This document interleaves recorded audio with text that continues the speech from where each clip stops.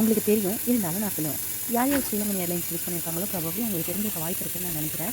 நான் நைட்டு இந்தியாவிலேருந்து கிளம்பி மார்னிங் ஆஃப்டர்நூன் தான் நான் ஆஸ்திரேலியா வந்தேன். அப்போ பிரேக்ஃபாஸ்ட்டுக்கு என்ன வேணும்னு என்கிட்ட கேட்டாங்க. அப்போ நான் சொன்னேன் வெஜ் போதும் அப்படின்னு சொன்னேன். அப்போ எனக்கு என்ன கொடுத்தாங்கன்னா, இந்த பீன்ஸ் வந்து அவிச்சிட்டு அது மேலே கொஞ்சம் ஆரிகானோலாம் தூவி ஆம்லேட் கொடுத்தாங்க. அது ரொம்ப நல்லா இருந்தது அந்த டேஸ்ட்டு. அது எனக்கு ரொம்ப பிடிச்சி போச்சு.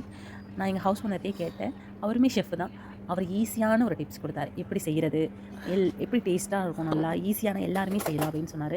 சரி ஓகே நம்ம ட்ரையலுக்காக செஞ்சு பார்ப்போம் அப்படின்னு சொல்லிட்டு தான் நான் செஞ்சேன். பட் ஆனால் ரொம்பவே நல்லா இருந்துச்சுங்க. ரொம்ப ஈஸி தான். ஸோ கொஞ்சம் நான் தேவையான அளவுக்கு பீன்ஸ் எடுத்துக்கிட்டேன். அதை வந்து 2 பீஸாக தான் கட் பண்ணேன். ரொம்ப ஜாஸ்தியெல்லாம் கட் பண்ணலை.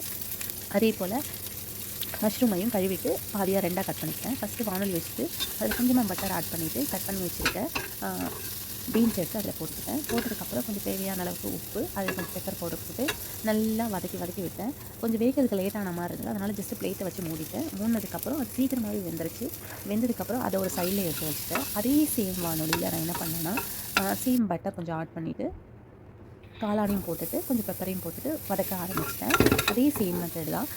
இதையும் நான் மூடி வச்சுட்டேன். எனக்கு அந்த பீன்ஸை விட இந்த காளான் தான் ரொம்ப பிடிச்சிருந்தது. இந்த காளானில் உப்பு போடுறப்ப மட்டும் கொஞ்சம் பார்த்து போடுங்க. ஏன்னா உப்பு வந்து ஜாஸ்தி போட்டால் அந்த அளவுக்கு டேஸ்ட்டு கிடைக்காது. அதனால தான் சொல்கிறேன். நல்லா வதக்கி விட்டுட்டு ரொம்ப நேரம்லாம் இது வைக்கணும்னு அவசியம் கிடையாது. கொஞ்சம் நேரம் வதக்கி விட்டுட்டு ஜஸ்ட் பிளேட்டை போட்டு மூடிட்டேன். கொஞ்சம் நேரத்தில் இதுவுமே நல்லா சுருங்கி வந்துருச்சு, சின்னதாக வந்துருச்சு. அதை இதுவுமே எடுத்து நான் ஒரு சைடில் மாற்றி வச்சுட்டேன். இடையிலேயே ஒரு 4-5 பீஸ் நானுமே உள்ளே சொல்லிட்டேங்க. அவ்வளோ டேஸ்ட் நல்லா இருந்துச்சு. சிம்பிளாக தான் இருந்தது. பட் ஆனால் ரொம்ப நல்லா இருந்துச்சு. நீங்கள் ட்ரை பண்ணுவாங்க கண்டிப்பாக. அதுக்கப்புறம் ஒரு 2 முட்டை எடுத்துக்கிட்டேன். முட்டையை உடச்சி ஊற்றிக்கிட்டு கொஞ்சம் பெப்பர் தூள் போட்டுக்கிட்டு தேவையான அளவுக்கு உப்பு போட்டுக்கிட்டு நல்லா பீட் பண்ண ஆரம்பிச்சிட்டேன். நல்லா பீட் பண்ணிவிட்டு ஒரு சைடில் எடுத்து வச்சுட்டேன்.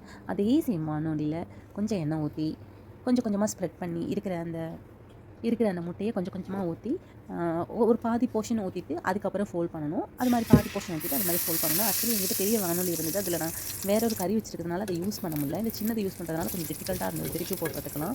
அந்த ஷேப்புமே அந்த ரோல் ஷேப்புமே எனக்கு கரெக்டாக வரலை. ஏன் நான் ரோலாக சாப்பிட்றேன்னா அதை கட் பண்ணுறப்ப ரோலாக இருக்கும். அது கூட சாஸ் வச்சு சாப்பிட்றப்ப நல்லா டேஸ்ட்டாக இருக்கும். அதனால் எனக்கு அந்த ரோல் டைப் வந்து எனக்கு ரொம்ப பிடிச்சி போச்சு. அதனால நான் எப்போவுமே ஊற்றி சாப்பிட்றப்ப இப்படி தான் சாப்பிடுவேன். ரொம்ப நல்லாயிருக்கும். நீங்கள் கண்டிப்பாக ட்ரை பண்ணிட்டு சொல்லணும்.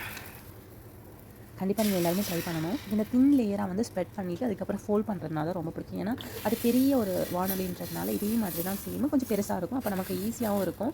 நமக்கு ஃபோல்ட் பண்ணுறதுக்கும் ரொம்ப ஈஸியாக இருக்கும். இது கூடவே நான் என்ன பண்ணிட்டேன்னா பிளேட்டில் வைக்கிறப்போ ஸ்ரீலங்கன் ஸ்டைலு அது என்ன நம்ம ஊரில் கனவா மீன்னு சொல்லுவாங்க. ஆனால் ஸ்ரீலங்கன் ஸ்டைலில் காலமரைன்னு சொல்லுவாங்க. அந்த ஃப்ரை கூட கொஞ்சம் வச்சுருக்கேன். நேற்று பண்ணது ரொம்ப நல்லாயிருக்கும். என் சேனல் பிடிச்சிருந்தா கண்டிப்பாக லைக் பண்ணுங்கள், ஷேர் பண்ணுங்கள், சப்ஸ்கிரைப் பண்ணுங்கள்.